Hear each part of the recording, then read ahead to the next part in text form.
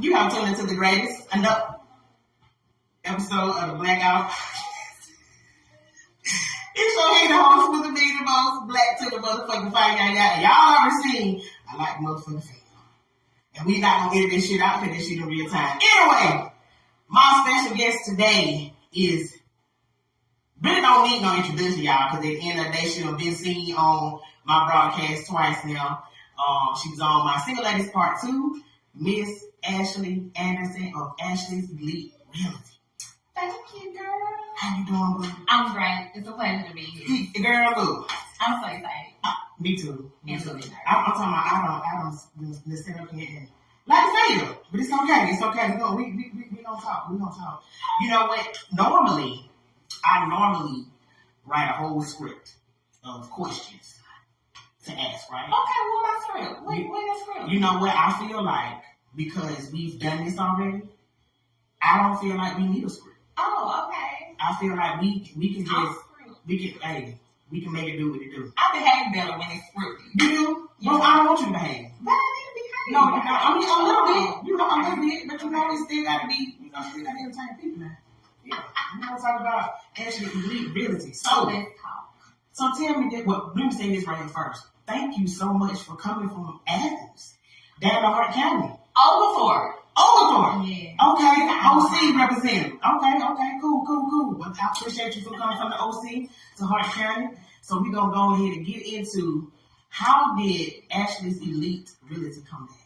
How did it come about? Mm-hmm. Well, really, I've been wanting to get into real estate my entire life. But I guess it was just, you know, how you have a big dream, or at least you think it's a big dream, and you know, I didn't know a lot of people doing it when I was growing up. So it's not the first thing that I went into. I got a regular job and started working a regular job, and then I worked a 15-year career. And in the middle of COVID, my job decided that they were going to let a group of us go, and I was one of those people in 2020. So when that happened, I decided that I wasn't going to go back to work like a regular job immediately. That I wanted to take that time and pursue my dream, which was real estate. Okay. So you said you worked at a job for 15 years? Yeah. What, if you don't mind me asking, what job you worked at? I worked at Power Partners. Yeah. Wait a minute. Wait, hold up. Because I worked at Power Partners. Yes, ma'am. I worked there back from 06 to about 2008. I started in 2006. Really? Yeah. Where you worked at? All over the place. I was in Tanky. I started in 2006. I started as a material handler in pole bonding. Okay. And then I did a little bit of everything. And when I say everything, I do mean everything. From one end to the other end, everything from I started as a temp, went to hourly, then I went to salary, and then I just moved up from there. I'm trying to think now. Now you got me thinking because I'm like, damn, do I remember you? You might do. I was all over the place. Because I used to walk that motherfucker like he was the goddamn block or something. I was out there, what shit? I used to walk, baby. I was all over. I worked, when I say I worked everywhere in that building, I really do mean it. Everything from the back end to the front office and beyond. Yeah. Now, see, back when we was out there, I enjoyed Power Partners. I really did. Until I got fired for not signing off. Yeah, I did. It was a good place. When I first started working, I really get to enjoy my time, though. And then a lot changed, you know, over the years. And then eventually, when I got let go in the middle of COVID, I wasn't mad about it. Yeah, I wasn't mad at it at all. Yeah. So when they let you go during COVID, and you wasn't mad about it? Like, was like real estate? Did you feel like that was more or less like, okay, this is my calling, right? Yeah. You were God telling you go ahead and move. Yes, and I actually said it to a couple of my best friends. Yeah. I said it. Yeah. I said, you know what? I feel like, and I'm gonna tell you why I said it. At the beginning of that year, I got let go from Power Partners in July. At the beginning of that year, in February, I decided that I was going to start pursuing my real estate career.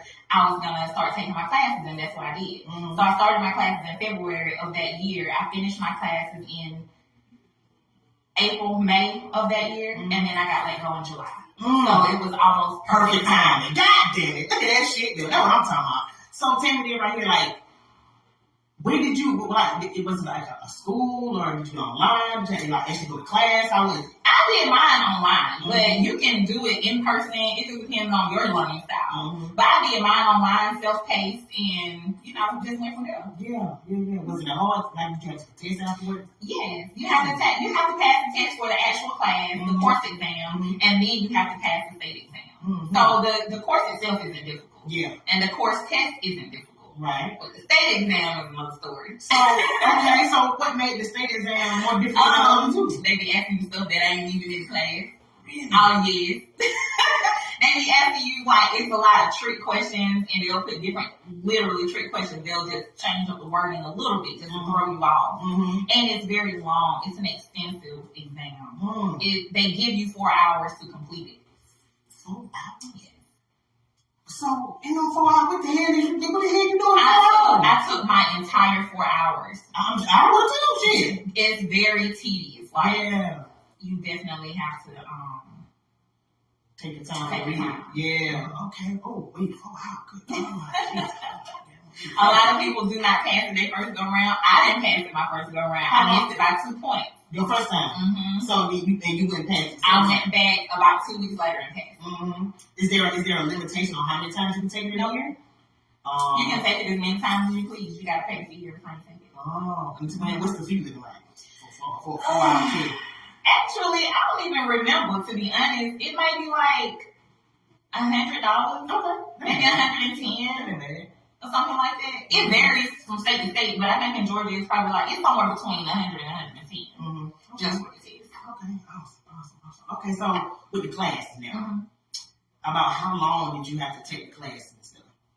Well, because I went online, I was self-paced. They give you, for the online course that I took, they give you 6 months to complete it. Like, it's very self-paced. You do it at do it at your own rate or whatever. But if you go in person, it's, structured, just like any other class that you may go to for anything else. But I was fine with the online course. Like, I catch on to things pretty fast. Okay. So online learning was not bad for me at all. Okay. So did you ever start, after you got your certification and your licenses and all that, did you ever because I know a lot of people go ahead and get a real estate company. Did you ever work a real estate company before you did your own thing, or you just jump out? I'm still so the way it works is you have to be with a broker. You have to work under a broker for 3 years. Or at least in the state of Georgia you do. You have to work under a broker for 3 years before you can go and pursue your own brokerage. So I'm still with the same company I started with, which is Keller Williams. Okay. Great agent. Okay, cool. How Keller been treating you? Keller is great.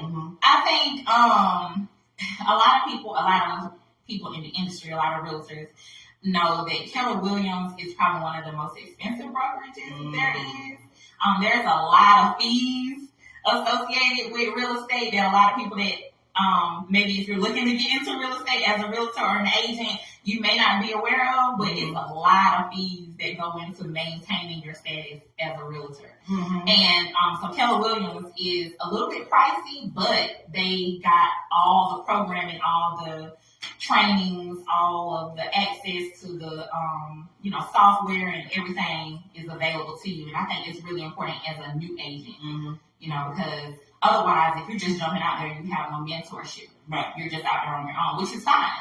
It's fine if you want to take it on that way. But I thought it was very beneficial to me to have a mentor, because being a real estate agent or being a realtor has nothing to do with the class that you took. Real world experience it is nothing in real world experience that is relatable to the actual course or the test. Okay, so other than the numbers. Now pause right there. Now, when you said fees, it's a lot of fees that you probably don't know about. Can you kind of talk about maybe a few of those fees that people might not know what's going on? So for one thing, I know you hear me say realtor, and there's a difference between realtor and a real estate agent. So once you pass your state exam and you pay for your license, so that's one thing, you got to pay for your license, it's separate from your actual test. So once you pass your real estate exam and pay for your license, at that point you are a real estate agent. You're not a realtor. In order to be a realtor, you have to join your local board, and the board that's local to me is the Athens area of realtors. Okay. And then you have to pay a fee to maintain your status on that board. A yearly fee. And it ain't no little fee.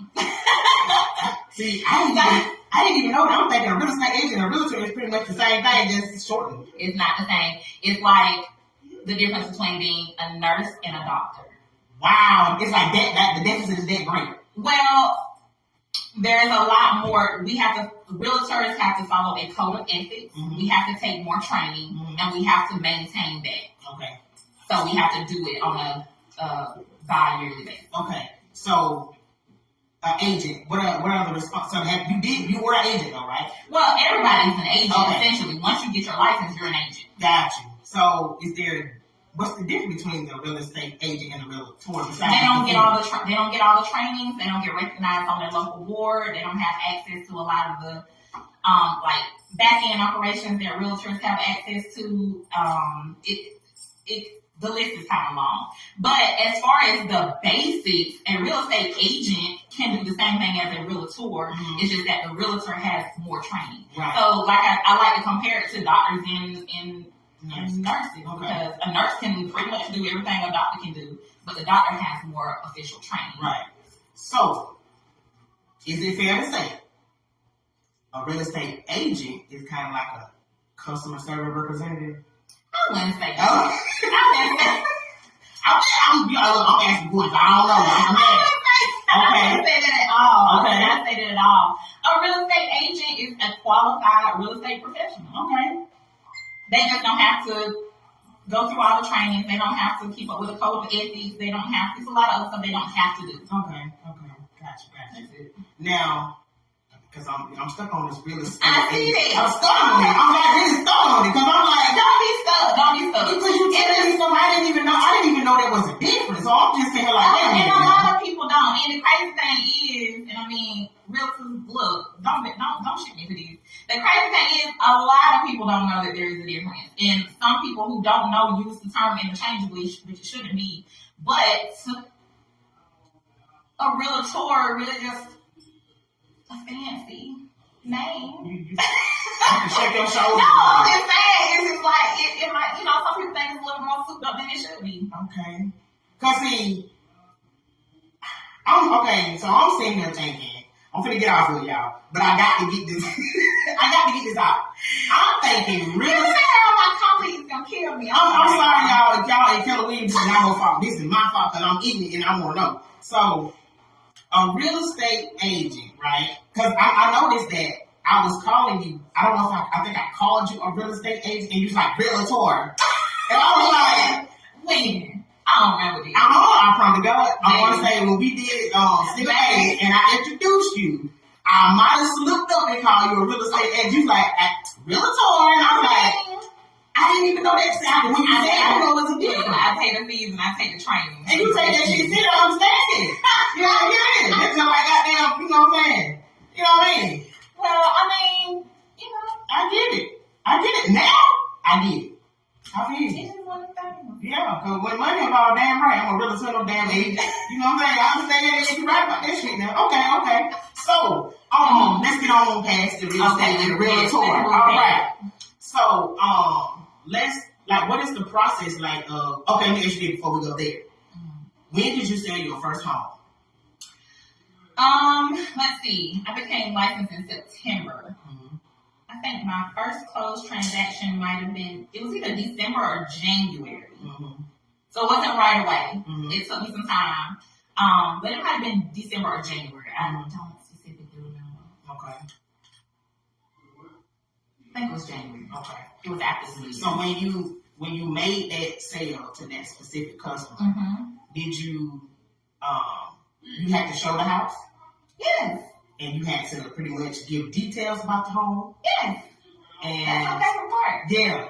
So were you convinced that they were going to go ahead and sign and purchase the house at that time? At that specific moment, yes, I remember her training. I remember my first transaction very well. I just don't remember when it happened. It was in January. It was definitely in January. Okay. But she was excited. So yes, I didn't have no reason to doubt that she wasn't going to go through with this. Yeah. How did it make you feel? When you did your first house?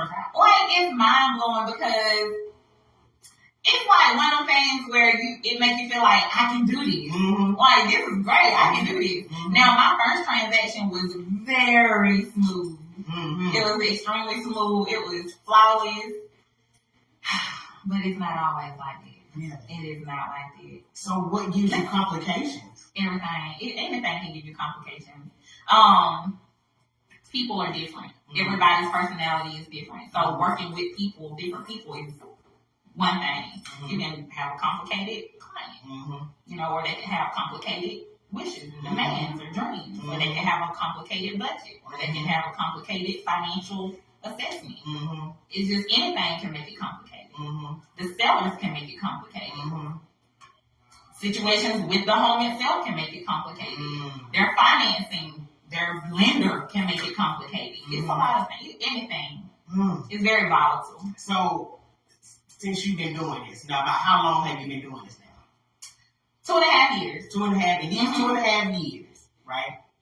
How many times have you had a transaction that just was like, what the hell is going on? More times than I care to count. Really? I mean, it happens. Yeah. It's normal, actually. Yeah. It's perfectly normal to have a tragic transaction. Damn. Like, when people, of course, a lot of people might get scared when you start talking about it, but it's perfectly normal in this industry. Everything not gonna go smooth. Like, if you've been in this industry for any amount of time and you've never had a complicated transaction, count yourself blessed. It's coming though. Yeah. Keep working. Okay. Shit. Keep working. I mean, because anything can happen. I've had a person lose their job in the middle of being under contract. I've had, stuff happens. Life happens. I've had a client lose a loved one in the middle of a transaction, and then it causes them to back out. Changes in your income can cause your financing to fall through. Yeah. But we fight hard to either reel it in, bring it back on track, or do whatever we can to save the deal. But it's just life. Okay. So let's go back to the under contract thing. Because when I used to work for FedEx, I feel like that truck on my back. I used to ride around these houses delivering packages. And the most amazing thing to me about working that job was definitely not just looking people. And definitely not following my ass at the truck. But looking at the property. Because there were places that I went to that I was able to see being a delivery driver that I would have never thought if I was just driving my own shit. Right? So I would see these houses and I would see these signs that say under contract. But the people would be staying in houses. Yeah. So, because that's exactly what it is. Exactly what it says. It is under contract, meaning the contract has been signed by the buyer and the seller, and now the only thing that's going on is the back end information, the back end work from the lender. Okay.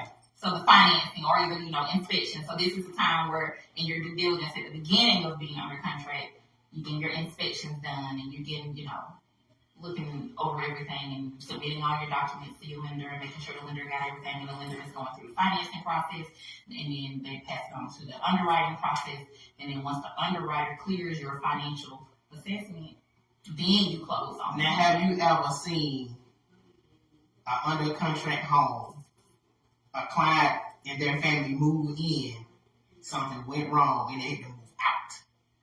No. Is that something that can? I mean, anything can happen to a house. Yeah. I mean, if it were me, I'm buying a house, right? Yeah. And I should have the contract, right? Yeah. I ain't been through the underwriting process yet. The lender's still working on their end. Right. And then something just fall apart with the lender. Right. And you don't move into this house? Oh, no. You don't move into the house until the contract has been closed. Okay. So that's a whole different thing. Yeah, that's different. You do not move in while the house is under contract. Okay. Now, if you and the seller got something going on on the table, that's between y'all. Right. But technically and legally, you don't move in the house until the contract is finalized and you go to the closing table. Oh, okay. So now I've heard the word underwriting before. Right. Explain what it is. Okay, so I am not a lender.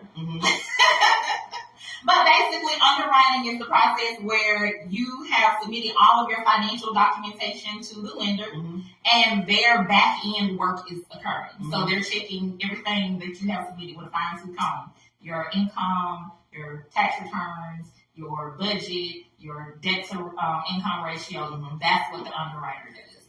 The underwriter consolidates all of that information and makes sure that you are suitable for this loan. And able to pay. Yes. Yeah. Gotcha.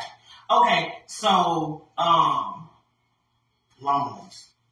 Like, how does I mean, like, I know you're not a loan officer, Right? But like, how does that? I mean, do you know how it kind of works though? Of course. Okay. I know how the whole process works, Right? But I just put the disclaimer out there that I'm not a lender, Right. because a lender will be able to explain everything about the lending side Yeah. in much better detail than I could, Right. because that's what they do. Right. But yeah, I know a little bit of everything about the entire process, about the lending process. Yeah. Okay, so you said something about debt to ratio. Yes. Explain, like, because like some people be like, well, you know, I'm gonna go get this. We're gonna just throw a number out there. I'm gonna get this $120,000 house, and I make this amount of money. I make this amount of money a week. I bring in this amount of money a month, this amount of money a year. And I ain't gonna cut you off. Go ahead. No, go ahead. I'm gonna say you know a lot more about this process than you let on. I mean, so I don't know a lot, but I have done a little research because I was trying to, you know what I'm saying, once upon a time when I had some money, I was looking into buying me a house, and I did have, shout out to Joy Lyle and Chandra Smith, and Lord Jesus, it's another one. Another what? Another lady. With Joy in them. I'm sorry, baby, I forgot your name. But I had Joy on the show. Yeah. And her and Chandra and the other young lady, they came in via Zoom, and Joy actually came to the house. Oh. And so we kind of talked about this thing at one point in time too. But different folks can say different things. And you might add something that maybe Joy didn't say to me, or she kind of left out. So, like, what the hell was it? We were talking about debt income ratio. Debt income ratio, yeah. You know, I make all this money, I make all this money. So when a person make decent money, and their credit might not be all the way up there, is that something that can stop the process or kind of like slow it down? Okay, so your credit and your debt to income ratio are two completely different things. Okay. So your debt to income ratio is exactly what it says. It's the amount of debt that you owe versus the amount of income that you bring in. So the lender wants your debt to income ratio to make sense for the amount of money that you're going to borrow. So they take into account, everything doesn't go into account on your debt to income ratio. So like your light bill don't go into account on your debt to income ratio. Gotcha. Your car note goes into any type of accounts like that. Like with something else that has a limit to it. Kind of, sort of? Kind of, sort of. Okay. Yeah.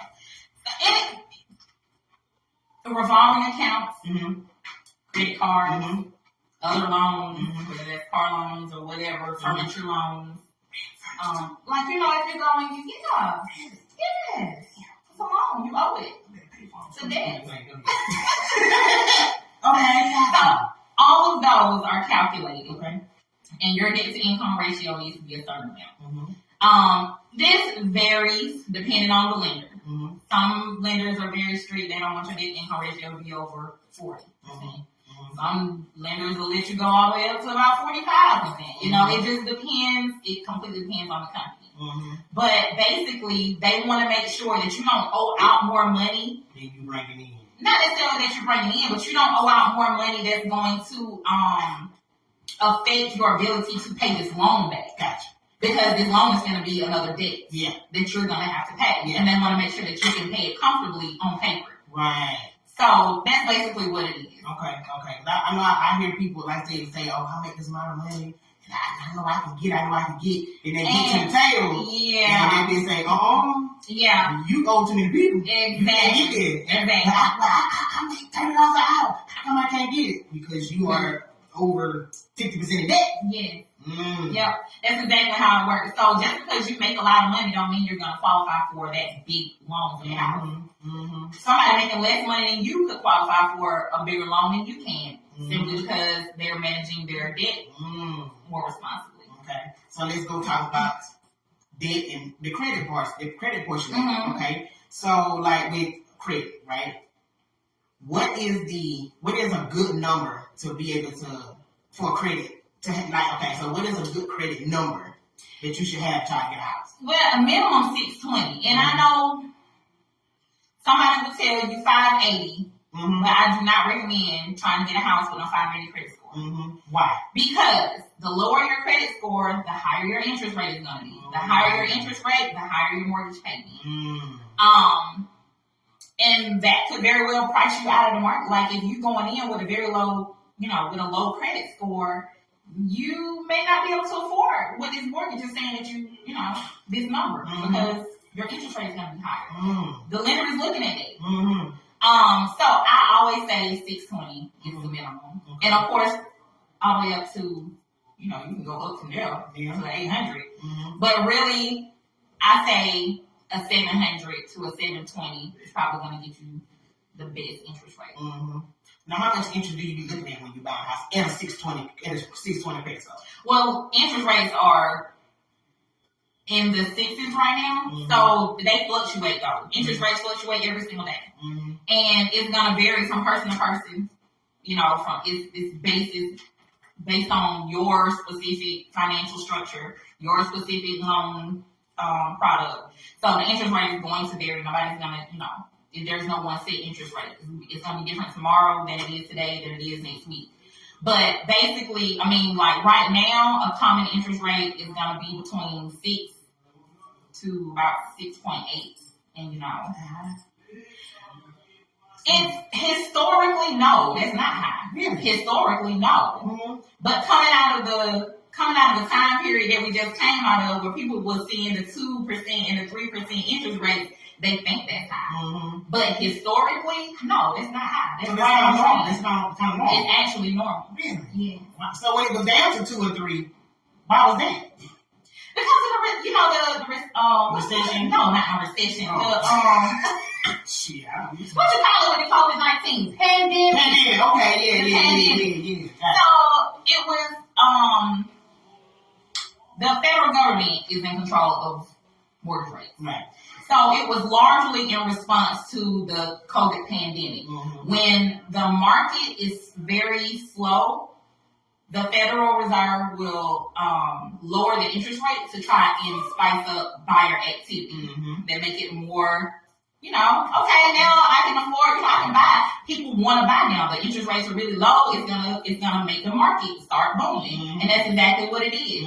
But then when the market starts booming, you're looking at an issue with supply and demand, which makes home values go up. People want more for their homes now because it's in demand. So that caused prices of homes to skyrocket. So then when prices of homes skyrocket, you got buyers scared to buy now. Or a lot of people who just can't afford to buy now because it's too expensive. Right. And that makes the housing market slow down. Right. So then when the housing market slows down because people are afraid to buy or whatever, now here comes the feds again playing with interest rates to try to make it more suitable for you. Yes.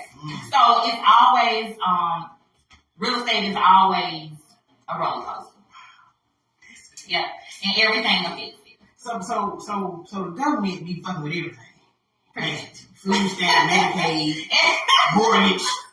Let go of something. Damn. Can we have something? Good God Almighty. Everything. We can't have nothing. But as far as the housing market is concerned, they try to just make sure that it keeps moving. Right.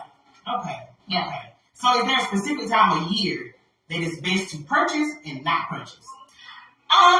Kind of like cars, like in the wintertime. You see cars, income tax time, you see new tags every goddamn. But we ain't seen that a lot on lately, because it's $1 a goddamn car. But like new cars, income tax time, you see a lot of new cars. Right. And around summertime, you see a lot of tow trucks. I'm sorry, my bad. So is the housing market kind of like that? I don't know about the tow. When you talk about tow truck, I'm thinking about foreclosure. Like, what you mean? It too. Do you see a lot of that? Well, no, I haven't seen a lot of that yet. Or I haven't. There was a point in time people in this industry seeing it. I guess, back in '08 and '09, and 2010 when there was a recession.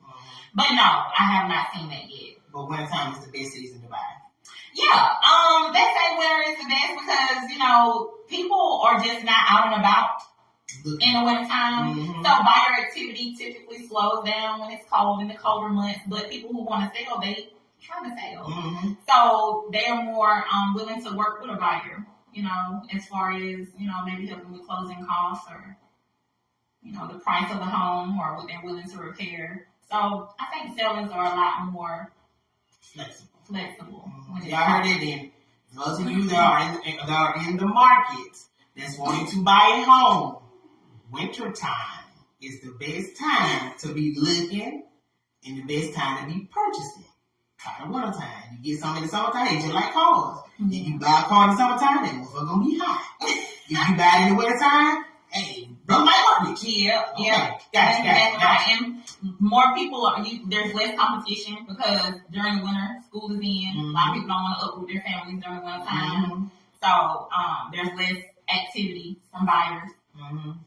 Less competition from other buyers. But sometimes it's still great too. People out and about. But anytime, I'll say anytime is a great time to buy a house if you can afford it. Yeah.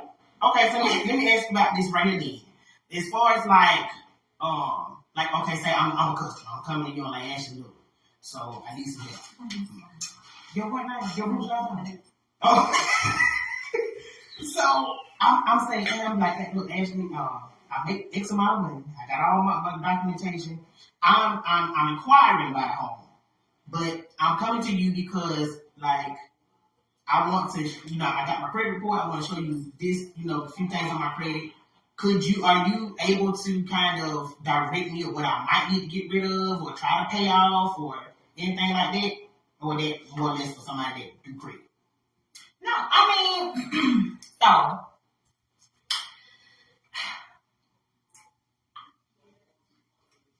I used to fix credit. Okay. I need to know. Okay. So, but I was only doing it for my customers or my clients. It wasn't something that I wanted to do. I don't want to be a credit repair specialist. But I feel like in this industry and with our community, we need to know a lot more about credit than maybe other communities. We do. And so for that reason, I got into credit repair because I wanted to be able to help my people more. So yes, I can definitely look at somebody's credit and direct them or guide them to what they, can do, should do, probably want to, address. Yeah. But ultimately, your lender can do that as well. Okay. And your lender is a great resource. And I think lenders are an underused resource when it comes to that. I don't think people know that a lender will do that for you. They don't, because I did. Your lender will do that for you. Yeah. I mean, your lender is ultimately the person who's going to let you know if you qualify for the loan. So they definitely can look at your credit report and say, this is an issue, this is great, this is not so good, this is not a big deal. Your lender can do that in great detail. See, I didn't know that. See that? She told me some shit I didn't know. I didn't know that. Cool. Okay, so let's get into mortgage and mortgage rates now. So we already kind of talked about interest and kind of talked about debt to income ratio. Okay, so we got everything down. Now we're trying to look into how much we can afford to pay. How does that part work? You talking about your monthly payment? Your monthly payment. How does that work? How does the figuration work? Talk to your lender. Talk to your lender. You hear what she said? She said talk to your lender. No, seriously, because so your lender is gonna, like I said, the lender is very underused resource. Your lender is gonna look at everything in great detail, and they're ultimately the ones who's gonna be able to calculate how much mortgage you can afford. I mean, I can do it. You can do it. You can go on Google and look for a mortgage calculator or but your lender is gonna be more precise. Your lender is gonna know the amount of taxes for that area, the area you're looking in, and all that good stuff, and they're gonna be able to give you a more precise figure. Okay, let's talk about area. I know that some areas are better than others. In what way? School systems? Our areas tend to be. I'm gonna ask you. Oh, wait. Listen, I ain't good with subliminal. Okay, so I'm gonna ask you right here. Our area, black folk, Negroes, is our neighborhoods more affordable? You're asking me, are they more affordable than other neighborhoods? Or, yeah. That's a difficult question because this varies county to county, state to state, city to city. Okay. In Athens per se, no, it's not cheaper to live in a black neighborhood. I don't think Athens has any black home buyer neighborhoods. It's very gentrified in Athens. So a house on what used to be the block gonna cost you just as much, if not more, than a house in the subdivision. Really? Yes. Have you looked at the prices of homes? Exactly. I think it very much that question is different depending on where you're looking. Yeah. So, I can't say that I actually know in our area. I can't say that I actually know any quote unquote black neighborhoods where homes are available for sale or, where it's very mixed. Okay. In Athens at least, and the surrounding areas of Athens, it's very gentrified. Okay. Because I was thinking, like you just said, the block, between the block and the suburb, I was thinking, I go get my house on the block, it's going to be maybe a couple thousand cheaper than if I go to the suburb. Well, if you're talking about a couple thousand, but what's the difference between $389,000 and $385,000? I mean, it's $4,000, but it being $20, that would be a lot for me. I ain't lying. $4,000, shit. You take $4,000 my goddamn price, I want it. Yeah, that could be a whole chicken. Or three. You know what I'm saying? A whole two. You know what I mean? $4,000, that's all money. Well, it's $20. I get that, but you're talking about in the grand scheme of things. When you're talking about a mortgage, $1,000 is only a $50 difference in your payment. So that's why I'm saying, like, how much of a difference would that be? Since you said that, but I guess that kind of makes sense. Okay.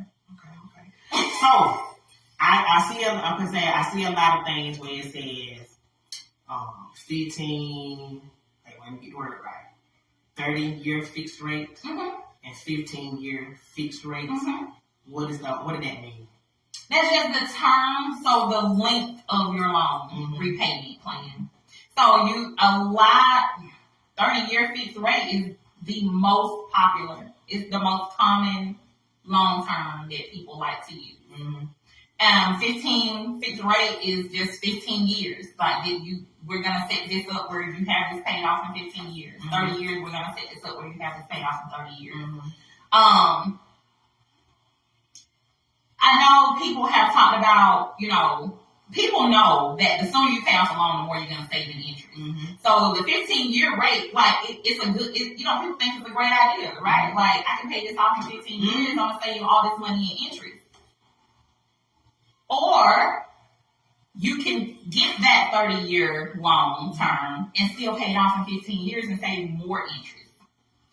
I feel like if you can afford the 15-year rate is going to cost you more. Like it's for your payments are going to be more. Okay. Than the 30-year loan. By maybe a few thousand or maybe a few hundred to $1,000 difference. The 30-year long term you might be paying $2,000 a month. 15-year long term you might be paying $2,500 a month. So if you can do the 15-year term, then you can also do the 30-year term and just pay more.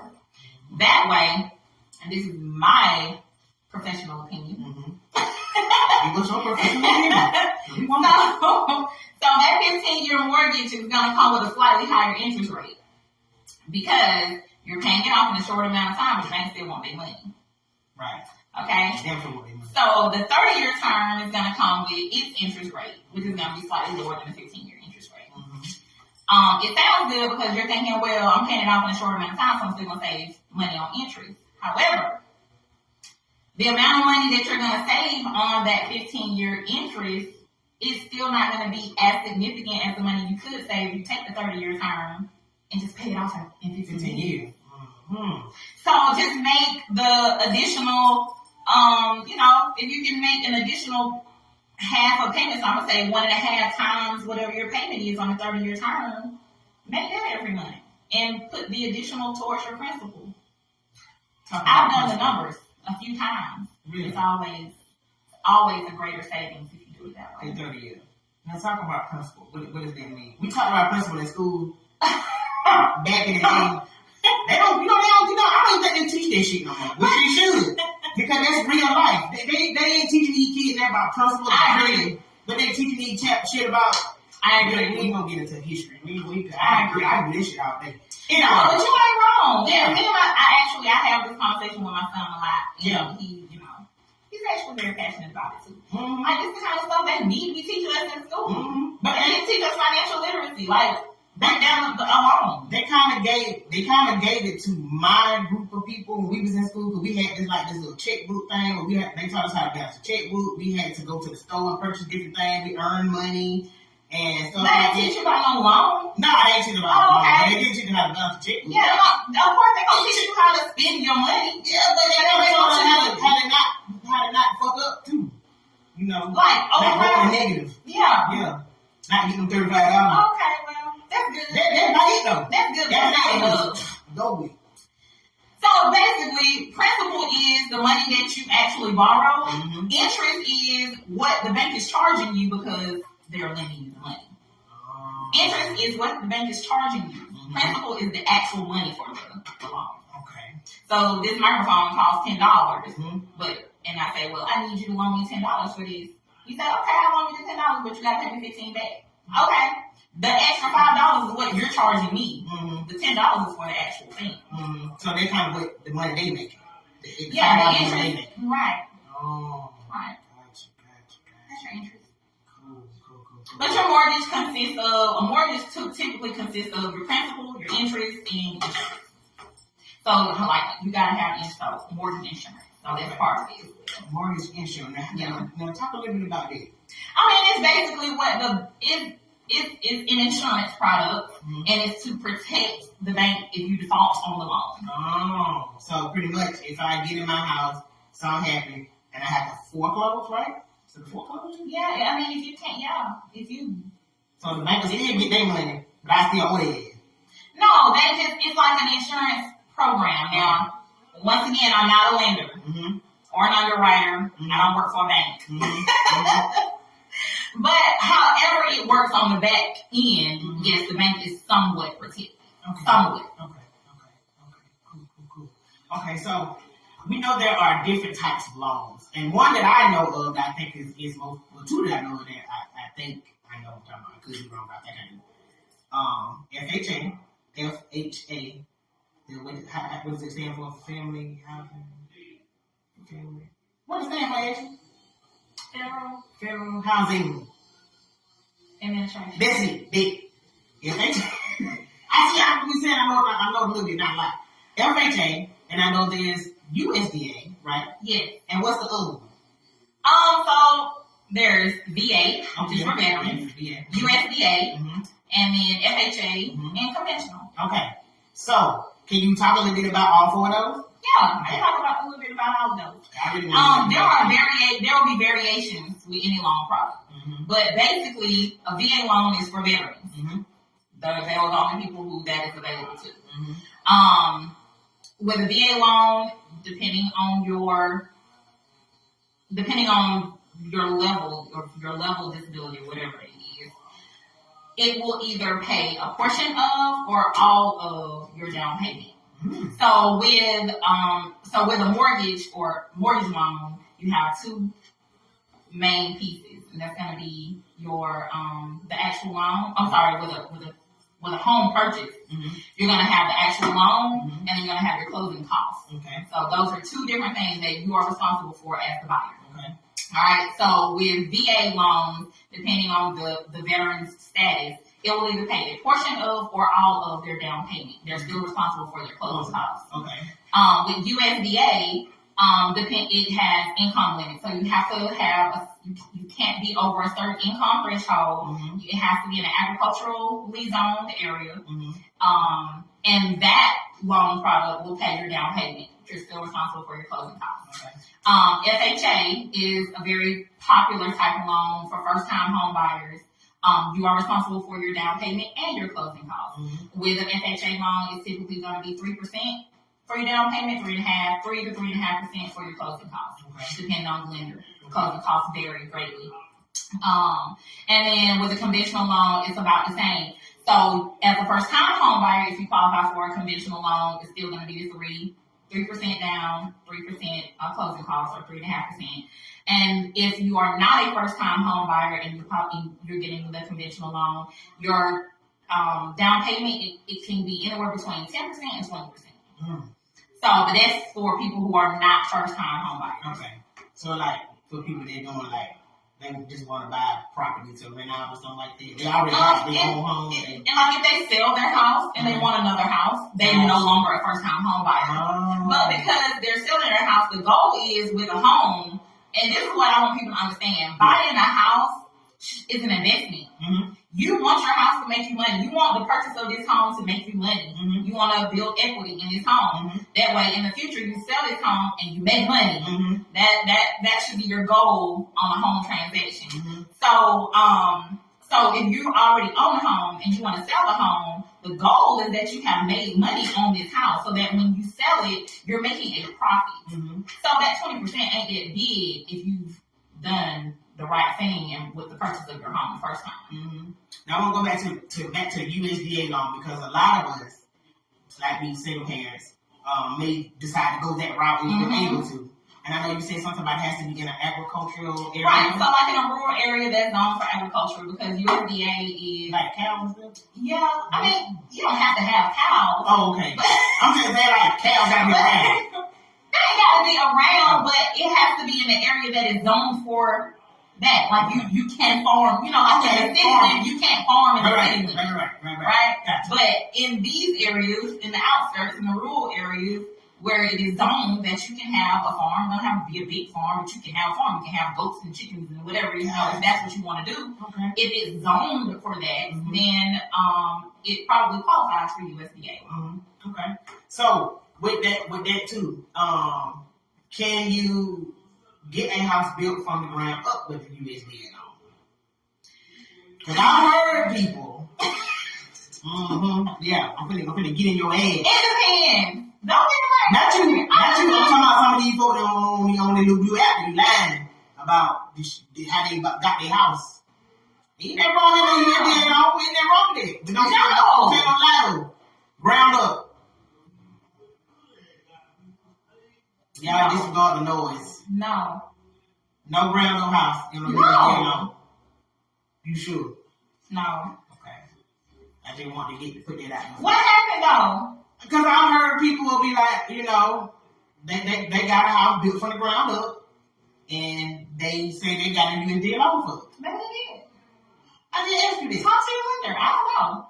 But is that something that's common? I don't know. Oh. I have never heard of it, but I don't. I didn't think it. I don't know. For the research I did, I'm gonna be honest. No. Okay. That's what I want. But maybe they know something I don't know. Maybe they know, they might be like this, but they county or anyway. What they did. I don't know. Lying. What were they talking about that? Well, tell you lying. You know folks in that blue app. That's a big deal. Don't folks lie on that blue app from sun up to sun motherfucking down. You know that shit. But I'm saying, what's that to lie about? They do. Why? I wouldn't lie about it. My house built from the ground up. I'm giving you an example. I built this from the ground up. I'm gonna give you an example. Why would a woman send herself flowers to work and say a man about it when she by herself? Same shit. Why you gonna lie? Why you lie about it? It is. You can send yourself flowers to work, that's fine. But don't sit there and tell no man. Don't say no man. You know you lying. You know that house was built from the ground up. You know you got that long. Stop playing. Who said it was built from the ground up? Look, I heard folks say They got a USDA loan and the house was built from the ground up. Maybe it was a new construction. Now, maybe it was a new construction home. Okay. But it has to be, I think maybe it's like 85% finished. So everything got to be intact. Like the house got to be already built. Nah. This house wasn't built. That house wasn't built. This house was on when shit there was dirt. I'm for real. That ass here. Like, maybe they bought the land with the USDA loan. Oh, okay. That's possible. You can't do that. You can buy land with the USDA loan. Anything's possible if you got the right finesse. Okay. So legally, we ain't talking about finesse and fuck that. We ain't talking about finesse shit. Legally. We talking about legally, man. I'm for real. That's serious.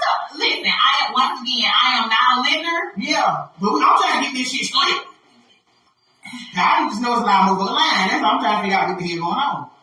You know what I'm saying? Let me get back to you. Okay, all right. Damn sure we're gonna get back to that. I know a lot of y'all motherfucking lying to it. I don't know. I'll be honest. I ain't never heard of it.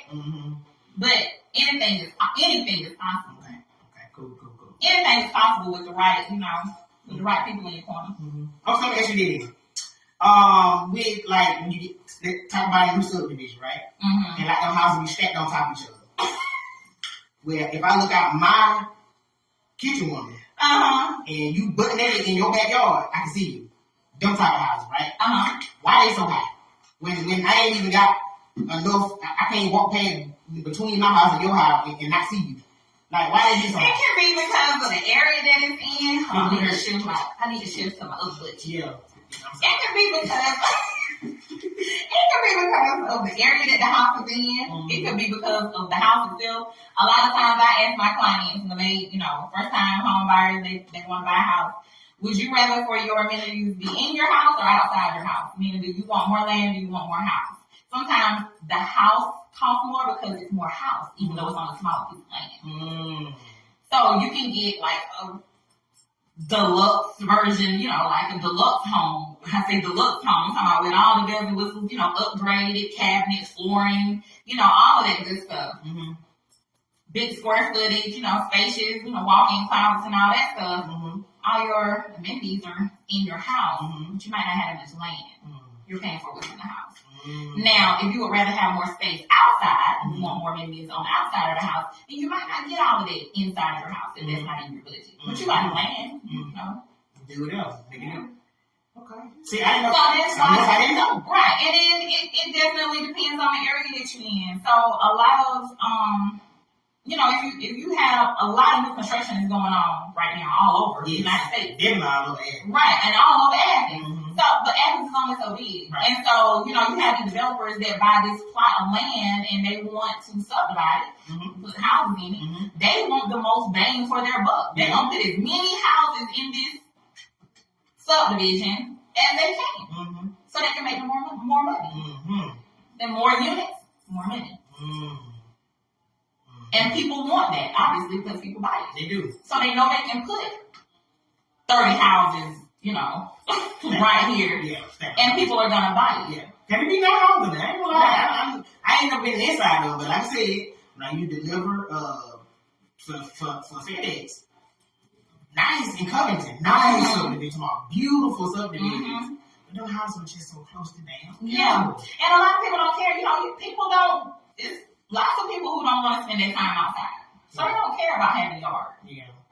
Or they don't want to do the yard work. They don't want to be responsible for the yard work. A lot of people like to stay in the house, so they don't have a problem with it. But if you're a person who like outside, grilling out, doing all that stuff, you might want you a little bit more land, but you might get a little bit less house. Gotcha. Okay, so let me ask you this then. So, like, with mobile, I'm all over the place literally. With mobile homes, right? They don't take no real estate. What you mean? Like mobile home, like if somebody wants to say, okay, I want to buy this land, I want to put a mobile home on there.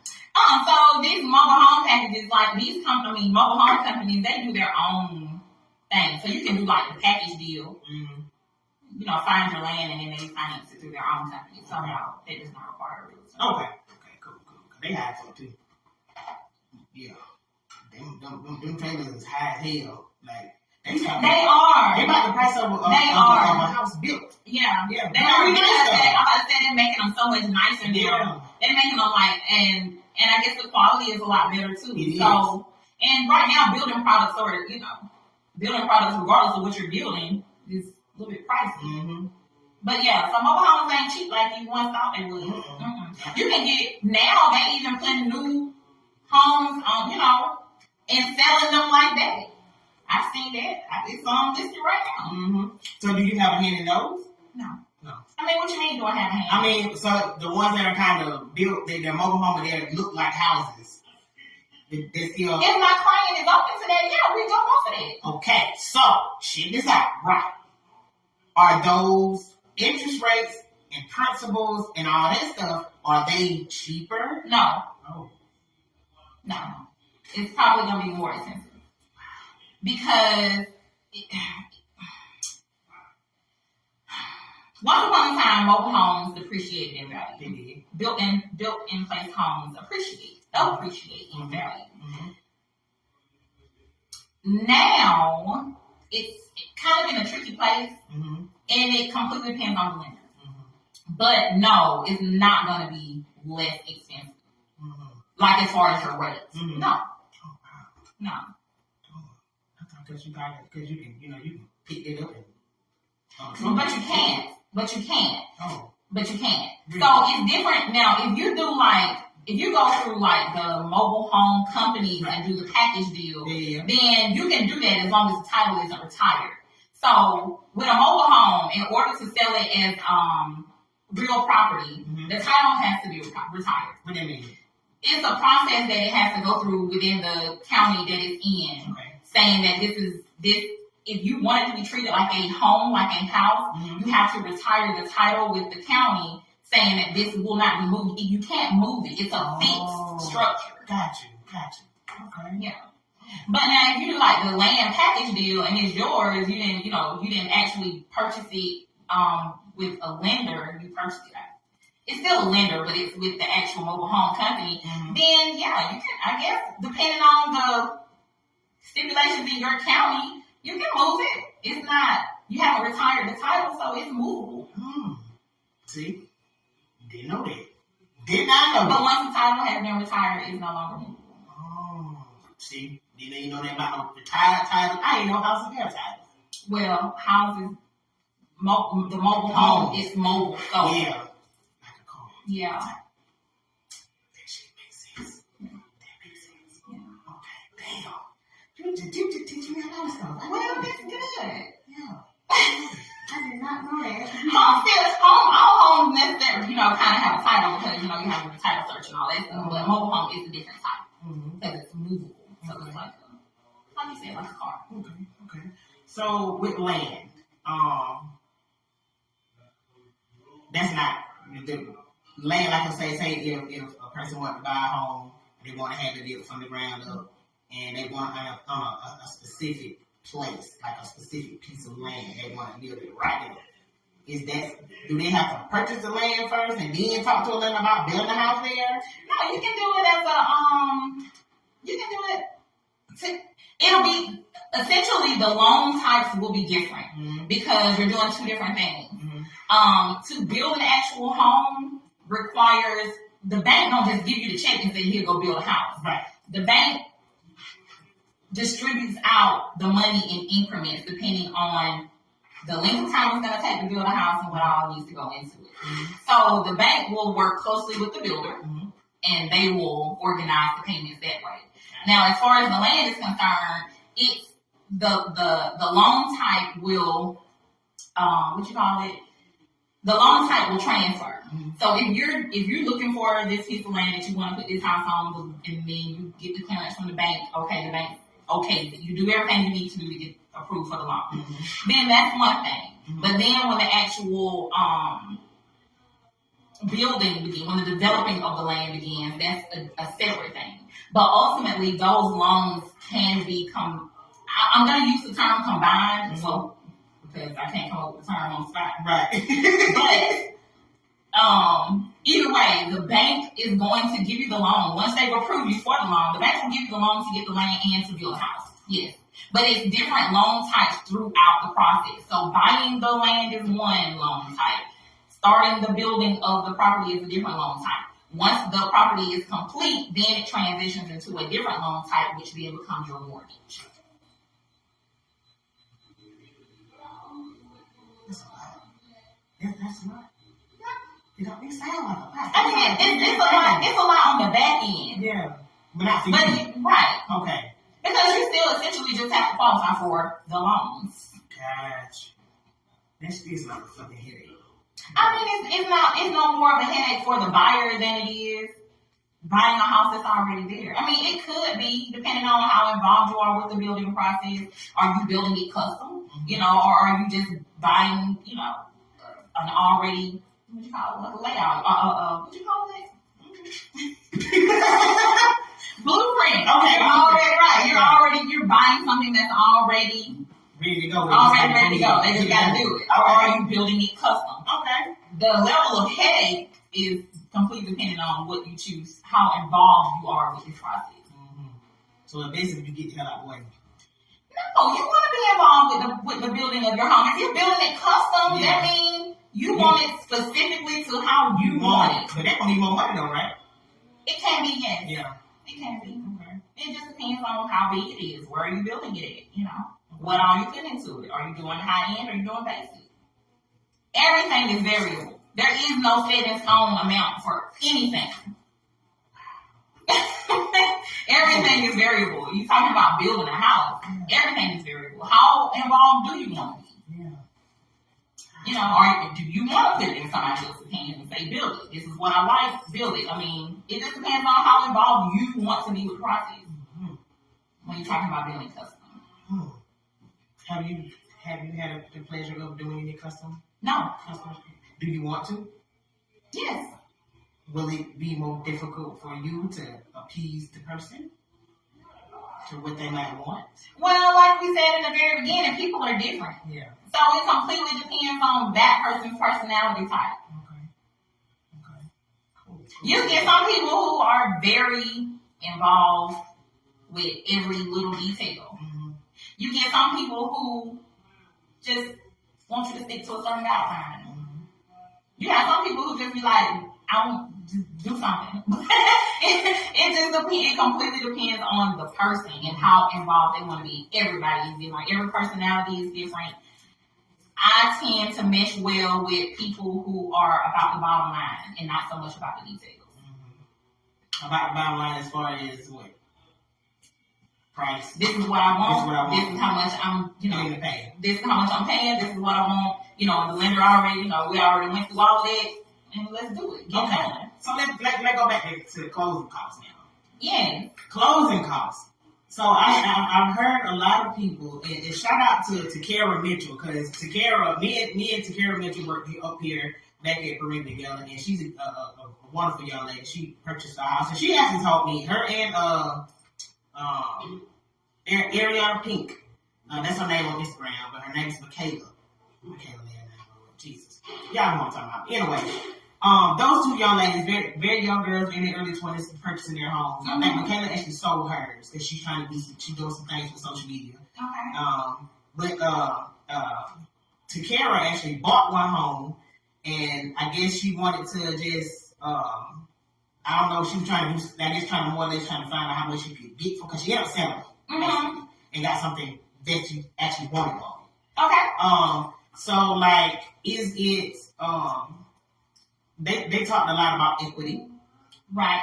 When she was getting ready to say her own, she was talking about equity. Mm-hmm. Like, what is that, like, what does equity mean? Oh, you said something about closing costs. Yeah, that too. I'm going to go back to that. But I had to forget. I was like, where are we going with this? Oh, I'm glad you paid attention. Let me back up then, because I really haven't got to hear my pain. Closing costs. That's what we were talking about. Closing costs. We gonna talk about equity? Yeah. We're gonna talk about equity. Tell me where you want to go. Because I messed up, right? We're gonna go back to closing costs first, because that's what I was initially talking about, but I had forgot my thought, and I had started talking about equity. I want to talk about equity too. Okay. Closing costs. Like, so closing costs are like the end. Like, that's the end of the whole thing. Like that's you know got all the process going through. This ain't okay. This is mine. I pay for money in mine. Okay, so you're talking about the closing process. Yeah. Okay, closing. So let me just clarify. Yeah. Your closing cost is a combination of fees that you owe to the lender, the attorney, the title search. Your closing cost is part of that 6% that we talked about way in the beginning. Okay, so you have your down payment and you have your closing costs. Okay, all right. So we're not talking about closing costs. You're talking about the actual closing day of closing. Yeah. Okay, I did work. So the day of closing is basically where you go into the attorney's office and you sign all the documents telling you about what you owe, how much you're paying, what it's going to, how long it's going to take you to pay it, if you default on your loan, all of the crossing your T's, dotting your I's, and you're signing that contract. That's closing. Once you go through closing, you know, and it depends on your agent. Your agent may make closing a big deal. I like to make closing a big deal. Why? Because it's significant. You just bought a house. Yeah. That's a big deal. So you go, you sit at the table at the attorney's office, and you sign these many documents. No, I'm just kidding. Some files are thicker than others. But you sit down and you close, you sign, you're signing your contract saying that this home is now, the deed is being transferred to you. The mortgage is coming to you. Like you're the responsible party now. That's closing. Okay. That's the day of closing. Now, how does closing costs work then? Okay, closing costs. Okay, so closing costs is a combination of fees that you owe.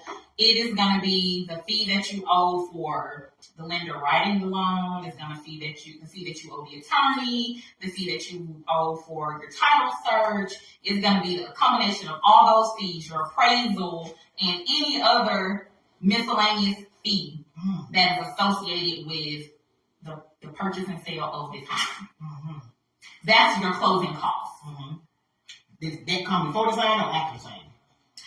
That comes on the day of. So your down payment and closing costs got to be paid, and then you sign all your documents. Oh. So how does so closing costs kind of varies too, just kind of like all of it varies depending on the cost of the home, the loan product that you have, your credit score, your all of that. Yeah, because I know Takara, she talked a lot about the closing costs, and if Takara, if I'm wrong, I'm sorry, but I think she said on her first home, it might have been the one she just got. I think the seller might have kind of either paid it for her or something like that, or give her a discount. So closing costs, that's one of the things that is negotiable with your seller. It's great if you can get the seller, if your agent can negotiate that the seller pays some or all of your closing costs. That's great. I'm always I want to save my clients money. You're buying it, you're going to spend a lot of money buying this house. If I can help you save some, then that's what we're going to do. So coming out of the period that we just came out of where rates were very low and it was definitely a seller's market, it was rare to come across a seller who was willing to pay closing costs because demand was high and there were people out there willing to pay that and more to get this house. So with it being said, so it was like, I don't have to pay your closing costs when I got 10 other people over there. Looking at the same house telling me they'll pay that and more than what I want. So in a seller's market, it's more difficult to get the seller to pay closing costs. In a buyer's market, it's a lot more common to see sellers paying closing costs because they want to sell their home. They want to move. You know, they want this bigger house or they have to move or they got to go or whatever the situation is. They want to get rid of this house. So if they can help you by, covering your closing costs, they'll do it. Yeah. So in a buyer's market, it's very common to see sellers paying closing costs or some of the closing costs. Even in new construction, a lot of times the builder will pay something towards your closing costs or all of your closing costs. It just depends. But that is, like I said, a lot more common in a buyer's market. Where we are right now is a very, it's a confusing time in real estate. I say it's a confusing time in real estate. A lot of other agents will say the same thing.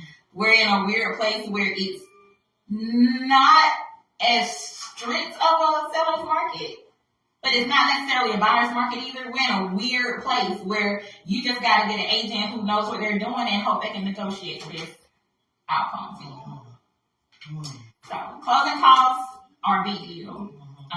The whole process is a big deal. Definitely is. But if you can get the seller or the builder, if it's new construction, to pay your closing costs, then that's a big blessing. That's awesome. Now back to equity. Equity. I've heard the word equity. I've heard loan companies. Not JG Whitworth. JG Whitworth. No. Is that 837 case now? Yeah, no, not him. Who the other folk was? Anyway. Hey, look, right. So, mortgage. I mean, not shit. Equity. Yeah. Equity. So, what does the word equity mean? Equity is very important. So, you remember back early in the conversation where I said treat your home purchase as an investment. That's where equity comes in. So, equity is the amount of money. Now, look, don't look at me for technical definition. But basically, equity is the value that's in your home that is greater than what you owe. The value of your home. The amount of value of your home that's greater than what you owe. Okay. So if you owe $100,000 on your home, but your home is worth $150,000, then you have $50,000 in equity. Now that's equity. I've heard in a nutshell. Okay. So I've heard people say that they borrow. Can you borrow? Is it borrow against the equity? Yeah. I mean, that's not the technical term, but yeah. Okay. So you can do like a cash out refi. Now, I can't go into too much detail about what each one of these is, but you can do a cash out refi where you refinance your home and you draw out a certain portion amount of your equity because the bank isn't going to allow you to draw the entire amount. So if you got $50,000 of equity, the bank ain't going to give you $50,000, but they'll give you up to a certain part of it. Right. And you can use that money for anything. If you want to upgrade your house or whatever, it don't matter. You can do a HELOC. Like, there are so many different ways that you can borrow against your equity. You can take out a second mortgage. But that's what equity does for you. Or when you sell your house, that's your profits. So that's what equity does for you. So that's why I say treat your home purchase, especially your first home purchase, as an investment because you want your house to make money for you. Right. You don't want to be in a situation where you bought a house and it's not appreciating, or you didn't necessarily buy it in a good area and it's not appreciating at the rate that you would hope it would. Or any variation of those things that cause you not to gain equity. Yeah. So does equity lie in like if you remodel your house or get new like upgraded or anything? Does that kind of add equity to it? Or sometimes it depends on what it is. So let's say I'm trying to think of a surefire thing that will help you gain equity. Adding another bedroom. Okay. Like legally though, not because them threw up 4 walls and on top of it. And throw some 10 on top. Yeah, not it. We will do it. Properly permitted. Right. I know what they're doing. Right. Properly permitted additional living space. Okay. Could increase the value of your home. A better school system, like if something happens in now the school system in where your home in your county is now accredited, or something happened and now there's going to be a great new development of shopping center close by. Anything that drives up the value of the surrounding properties that will give you equity in your home. Paying your mortgage will eventually lead to equity in your home because you're paying towards it. So now you owe less than what the home is worth. I mean, you owe less, your home is worth more. That's equity. Okay. If you buy the house for less than what the market says, That's equity. So all of that is equity. And essentially you want to be in your house for however long you decide to be there and appreciate, appreciate value, gain equity. Because that's going to be the profit that you get when you get ready to sell. Hopefully that's the profit that you get when you get ready to sell. Yeah. So refinance, talk about it a little bit. Because I've heard refinance can be a bad thing. It can. So when you refi, you want to refinance to get a better rate. Right. Or decrease your mortgage payment. Okay. It could be several reasons why a person want to refinance. But I would say the best reason to refinance is to get a better rate. That doesn't necessarily mean that you should pay less. Pay the same amount and pay less in interest. But yeah, I mean, you're getting a better rate, so that means you're gonna pay less in interest anyway. That's what refinancing is. Okay. Second mortgage. That pretty much kind of the same thing? Equity, no. So that's when you borrow against the equity in your home. Okay. Gotcha. So that means you still gotta pay that back. Oh. Okay. You gotta pay that back. Okay. But if you take it out as equity, you don't have to pay it back? No, you gotta pay it back. It's a loan. It's still a loan. Even though it's your money? You haven't sold the house, so gotcha. Oh shit, I'm not going to get this money. Okay. See what I'm saying? That's why when you get through paying the bank, then it's yours. Okay. You saw what I'm saying? I'm sitting there thinking, well, if I got paying them, like you haven't paid it, so. So that's what I'm thinking, right? Because I'm slow. I'm sitting here thinking, you saying equity, like I got $50,000 interest in equity, like shit, that's my money. But I still owe. You still owe them folks. See? What I'm saying? You know what I'm saying? If you decide to sell that home, then you get that money. And you don't want to buy anything else. Yeah. You just walk away with the money. Cool. See? But if you want to sell that home and get something bigger, then you'll put a portion of that towards your home. Gotcha. See what I'm saying? But it ain't yours until you actually sell the house. It ain't yours. Yeah. Either get through paying for the house or sell it. But the same thing, because once you sell the house, you're technically paying off that loan because the other person is assuming a new loan for that house. Right. Cool. God damn it. See what I'm saying? So, are you planning to do real estate just in Georgia? Or would you like to branch out? Because I did have somebody, Shayla, I don't think she on here no more, but Shayla Robinson had actually asked that when we were on Single Ladies Part 2, and I let her know that you were a realtor. And you saying that. You said, I don't remember. It's okay. Yeah, I understand. I plan to branch out. I want to be licensed not just nationally, but internationally as well. I want to sell in foreign countries as well. Is there something you kind of got a plan for, or is kind of just something? Really? Yes. Oh. Is the amount more expensive going to a foreign country, or is it less because foreign country ain't that high? What you mean? Is the amount for who? So like the process to have to do all that stuff. Like, all of it costs money. All of it costs money. You gotta get licensed in other states. It costs money. You gotta. I'm talking about people abroad. Like sometimes when you go like to Africa, like don't do real estate, don't do it. What do you mean? It's land is for sale all over the world. Yeah, but I guess I'm thinking about money because they be like, it's probably it's probably a different process. Okay. But you gotta think like the direction that the world is going. People are traveling more. People want to own properties in other countries for vacation, or they want to move. Yeah. Like people aren't just staying in their home countries anymore. Yeah. So.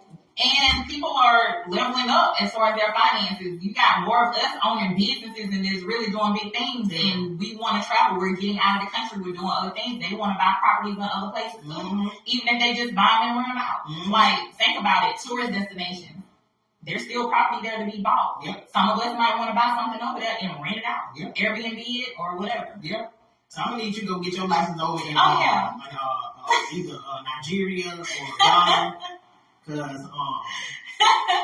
trying to go I haven't really, honestly, I don't say I haven't considered Africa, but I haven't really put a lot of thought behind I'm gonna go home.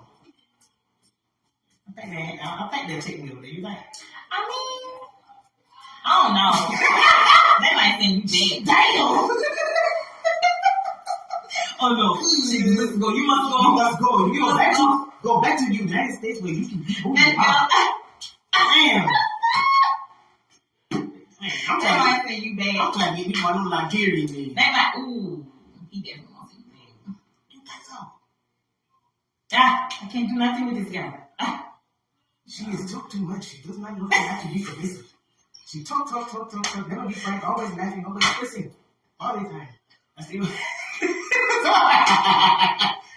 go home and fuck that. No, but I'm gonna act right. You go over there and be able to stand, I'm gonna act right. Just for me? Yeah. Thanks for you saying how I be over there. Let me get over there. Yeah, shit, yeah. But for real, I do have plans of selling abroad. Okay, that's cool. That's cool. Yes. Okay. Let me get you out the hot room. I see you fan over there. Okay, fan. I'm trying not to sweat. Okay. I didn't like to. It used not be that hot here.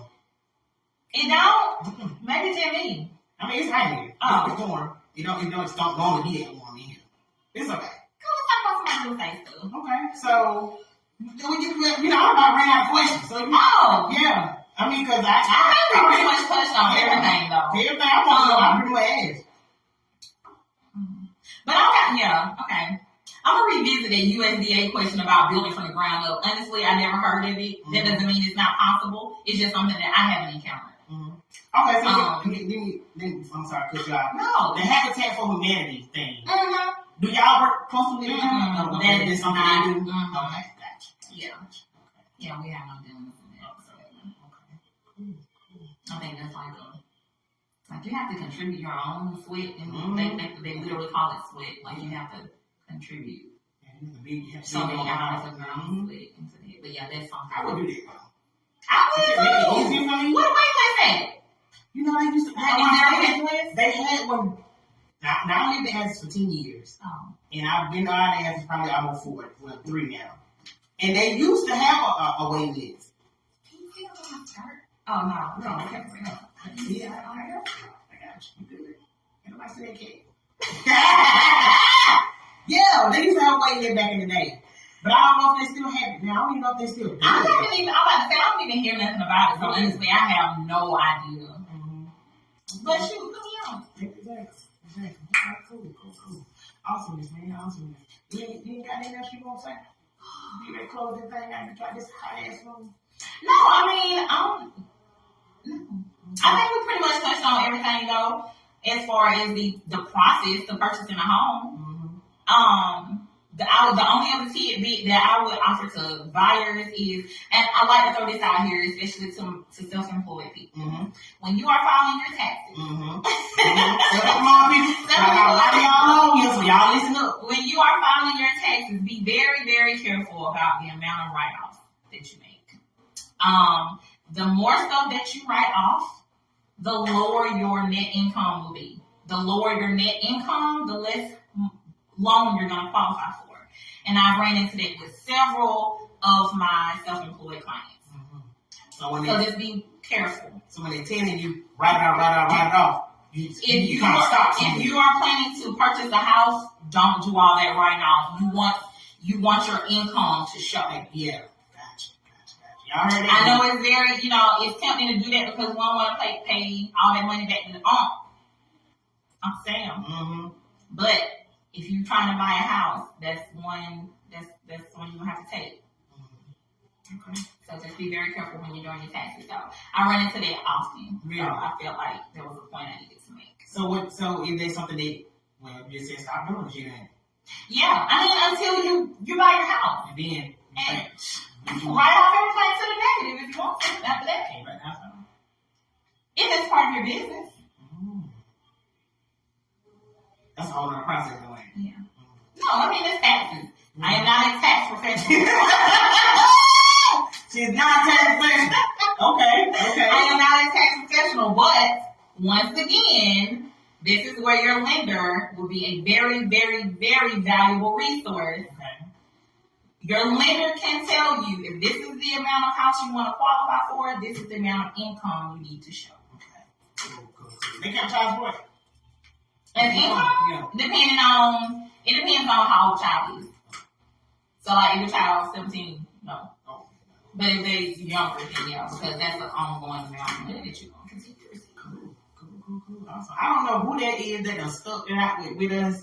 Look like you about to be on here the whole time. I sure appreciate you for sticking on here with us. Thank you. We appreciate it. I hope you learned something. Yeah, I know I did. And y'all see me had a couple brain farts, but I was talking about what I would do this. I want to talk about it, and I want to talk about closing call, but I didn't know how to run them together, and then I messed up. But she got me back on track. It's okay. Yeah. It's okay. And you taught me something. A lot of shit. Thank you. You taught a lot of them some shit. And it's some more stuff that I'm still gonna learn because I'm talking about the USDA. Yeah, definitely. Because they might be going right to go for it. I'm saying. I'm not pushing for USDA. I mean, if you meet the threshold for USDA is an awesome loan to qualify for. Mm-hmm. Anytime, like I said, if you can save money on a house purchase, why not? Mm-hmm. I mean, you may not be able to live in the city. No way. I want to live. I'm a country girl. I come from the streets, so I'm cool in the streets. Yeah. So I think it's great. It's a little bit more strict because they want to make sure you're not over the income guideline, income threshold, and all that. Mm-hmm. But it's still a good loan product. It's a great loan product. The credit rate still the same, 620. Mm-hmm. Okay. Yeah. But I'm just gonna go back like real quick. No. The 580 thing, because I've heard a lot of people. I've heard of a place in South Carolina. They talk about 580 credit score. Mm-hmm. Okay, how's the 580? I know that you said that really wasn't a good thing because of the fact they gonna jack your right. monthly. So the lower your credit score, the higher your interest rate is gonna be. Mm-hmm. So why they push that then? They just don't know what to do. Yeah. I mean, some people just really want to get in a house and they may have the income, but they haven't taken the time to actually fix their credit. Mm-hmm. And they just feel like money gonna fix it, and they just throw money at it. And you can do that. If you can find a lender who's willing to give you a loan with a 580 credit score or whatever, then and you got the money and you just want to throw the money away like that, go for it. But I say if you can just wait it out for a few months and put a little bit of effort behind fixing your credit, it's gonna be worth it. Yeah, financially. Yeah. So more of the story: fix your goddamn credit. Because even though you got the money ain't always what you need. Mm-hmm. Awesome. Cool. Yeah. All right. Is there anything else you want to add before we close this thing out, man? Oh, man? Yeah. We gotta get your social media information so these folks didn't want to get with you. I'm gonna give them that. You ready for my social media information? Well, I want to see if there was anything else you had to say for me. No, I ain't got anything else I want to say. So put your money in the bank. Don't have mattress money. Shoe box money. Got shoe box money. I got some shoe box. Anyway, I know. I'm just lying. Don't try to come to my friend to rob me because I ain't got any. You not going to get Yeah, nah. Okay. I ain't got nothing to say.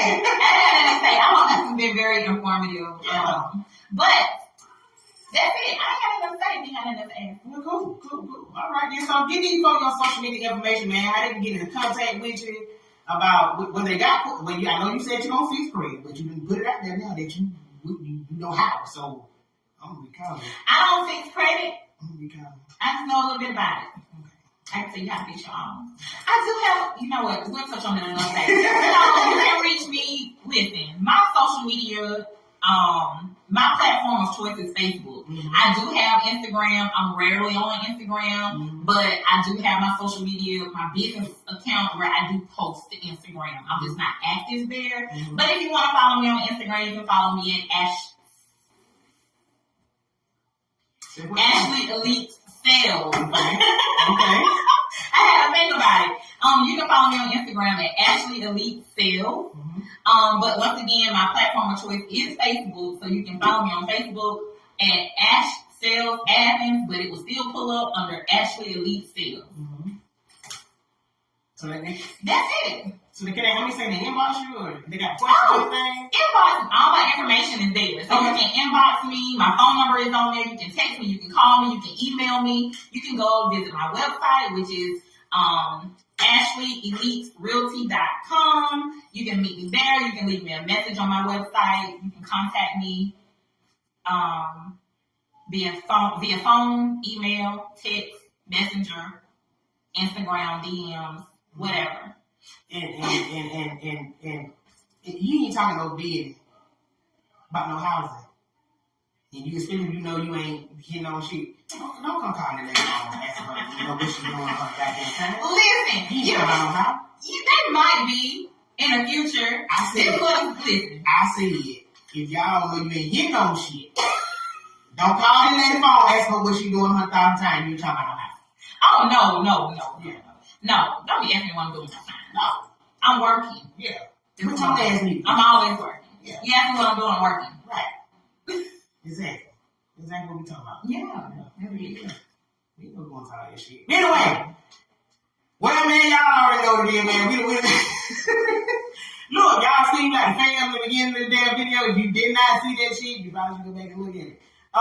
Yeah, I like the fail. Come on, just turn it on the stool. Yeah. I made it up here. But y'all have tuned into the greatest, man. Another episode of the Black Out Podcast. It's your nigga host with the nigga most black to the motherfucking fire. Ashley, Miss Ashley Anderson of Ashley Elite Realty. Thank you so much once again for coming out here with me and giving us all your expertise and everything that you know about the housing market and housing game. You already know my motto, man. If you ain't about the Black Out Podcast now, peace.